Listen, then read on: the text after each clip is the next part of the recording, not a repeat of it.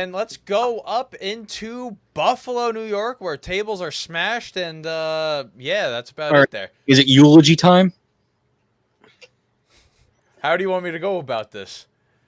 So I'll go up into let's go all the way to the Monday Night Football game against the Broncos, where they were upset against the Broncos. They fire Ken Dorsey. They promote Joe Brady, and this is where James Cook emerges as one of the best running backs in the AFC, and if you want to debate it, possibly the NFL as well. And this is kind of the face of the Bills. They went against Josh Allen. They went against Patrick Mahomes in the playoffs again. Did not come up victorious, and this is kind of where their story ended last year. But I am it so was a very up and down season for the Bills until they fired Ken Dorsey, which Dom? really was able to flip their season around. This is my Miami for you. That's valid. I can't stand this team. This is the anointed, never done dick team. Except for And now they're significantly worse. Miami did something at some point in their history. The Bills attempted. Well, they went to 4 straight, which has never been done before. What has Josh Allen actually done? I want you to name things that he has actually done. He made a funny on TikTok. A lot of times, actually. You know, I guarantee you, I was thinking about this earlier. I guarantee you the quarterback reached out to Josh Allen, and he might have been like the only quarterback in the league that said yes. Because I feel like he already deals with so much social media stuff. And I want to know when they ask him. Like, they definitely have to ask him, like, before the season. Like, oh, easily. Yeah.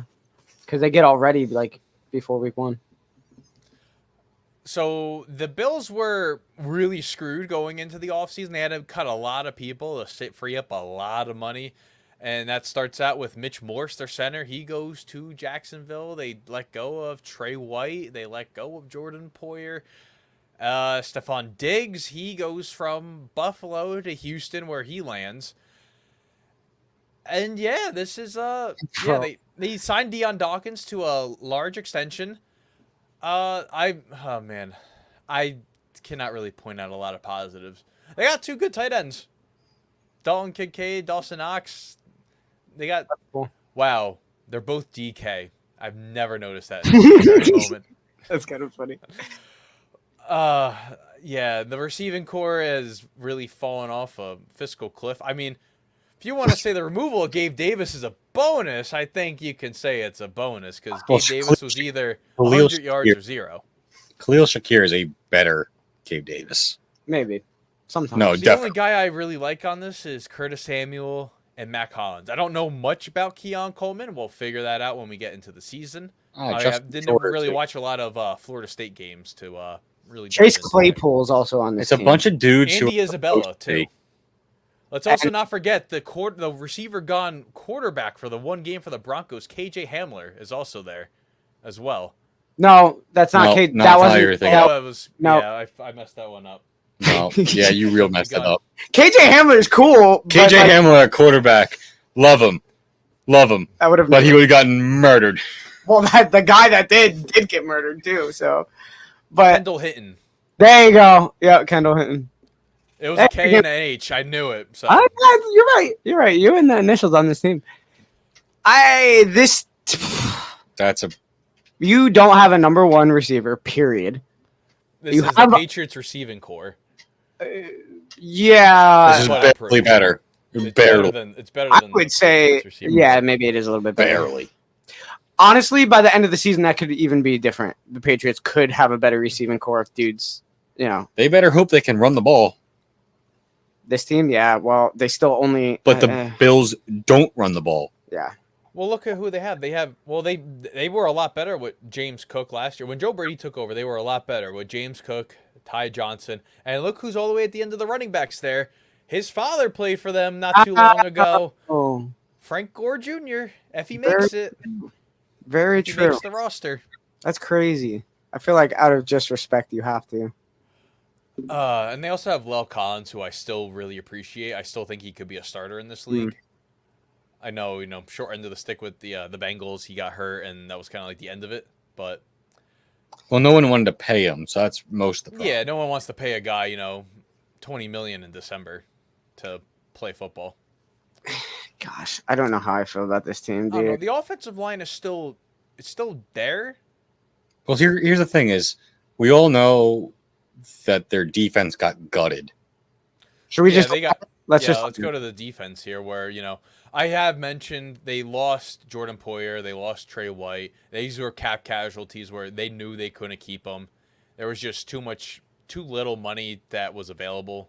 They had to free up a lot of money because they were like $50 million or whatever. They were like not Chargers level, like $50 million, but they had to do a lot of stuff. I know Von Miller had to take a major pay cut to I mean, it's be not like there. he's hardly playing now. I feel Yeah, like he said he shouldn't have even played last year. Like he's a GM waiting to be a GM. That's it. Matt Milano, who broke his leg in London last year against the Jaguars. But they still have a lot of positives here. Greg Rousseau, Terrell Bernard, Christian Benford, Rasul Douglas, who he made the plays when he needed to step up, especially with Trey White tearing his Achilles. He stepped up and played in for them. That's valid, but it's still it I don't still took a have step back. much. I don't really have much else that's like a positive. Ed Oliver, who, still good. Daquan Jones. No, they're trying to be the old Bills of we don't need a defense and deep cross go Burr with Diggs, but they don't have the guys anymore. Yeah. Mm-hmm. They think they're still them and they're just not. Like I remember they were all bragging like, "Oh, well Diggs out of the building is addition by subtraction." Okay. Diggs is a 1.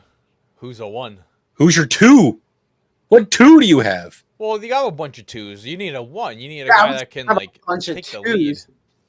Maybe It's like the Patriots. The Patriots have a bunch of slots. Maybe a bunch of guys who could maybe be 2s that would never really like.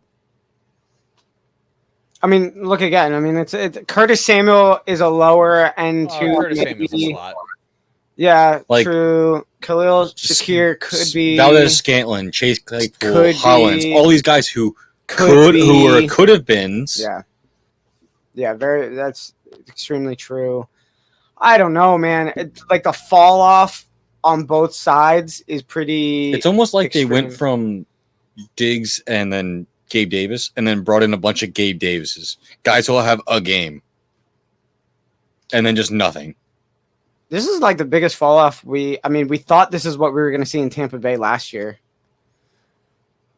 I think. But I know, like Josh Allen, he's still the dual threat. But it's like, how much can Josh Allen carry the team? Well, is he? Outside of having Diggs, he was not a dual threat.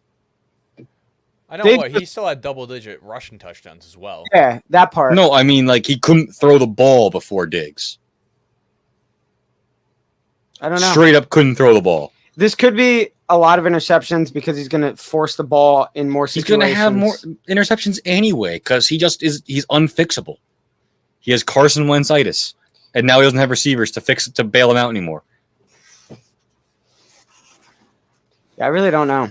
Like, I hate the Bills. I hate that they were crowned before they were even did anything, and now they don't have anything to build up on. Mm-hmm. The team took a step back on both sides of the ball. I don't know. Let's look at their schedule. So the schedule here, I mean, I think that's a easy week 1 win. Like, yeah. Easy week 1 win, but then it's like, okay, now we have to go to Miami. Then you got to play the Jacksonville. Then you got to go to Baltimore. Oh my gosh. So they got to play again. They got to play 3 in a row on the road. They got to play Baltimore, Texans, and then the Jets. Win, loss, dogfight, loss. Win, dogfight, loss, dogfight, loss. Bye, loss, dogfight, loss, win. Oh my God, that's stupid. Patriots. They did that last year too. It's dumb. Is that 3 clear wins that we gave them? 3? Well, you got to count half the dogfights as a win. But probably. I'm saying, but like 3 clear wins you can give them. Yeah. This is a tough schedule, actually.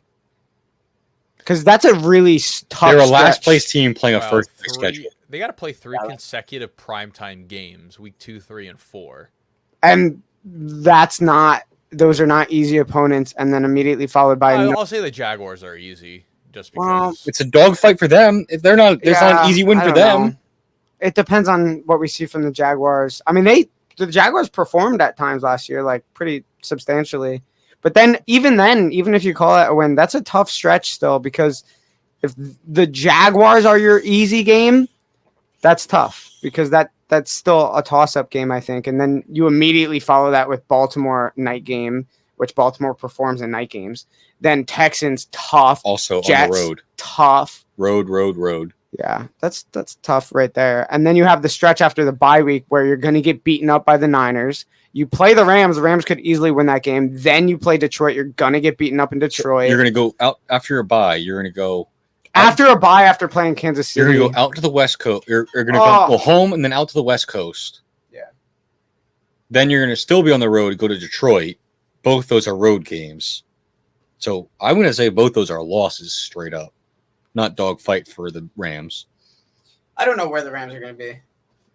Well, also, this bye week's kind of convenient because you're going to throw it all out there against Kansas City because that's what they do. And then you get a bye week. So at least they can't beat Kansas City. No, they're not going to beat Kansas City. I'm saying, though, they're going to exert more energy than usual playing that team. They always go all out for their regular season game against the Chiefs. Yeah.